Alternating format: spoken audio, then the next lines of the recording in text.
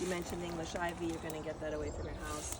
Obviously, there's nothing you can do about this at the moment. I'm more concerned about the tree of heaven. You've got 5. 1, 2, 3, 4, 5. These appear out of nowhere. 6. They appear out of nowhere. They're extremely invasive. They spread like crazy, as you can see.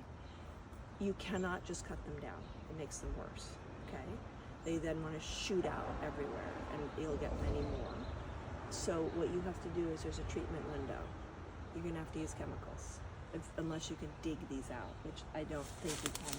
They're well established. Maybe you can. The treatment window is summer, okay? I'm not an expert in this. You need to do the research and possibly hire someone to come and help you, but I'm just introducing the idea and the treatment protocols, and then you just need to figure out what's best for you. These stuff you see all over the sides of the highways, everywhere. It's everywhere. Killing it spreads everything. like crazy. Yeah. It takes over all the native plants, and it's just terrible. And people's properties, frankly.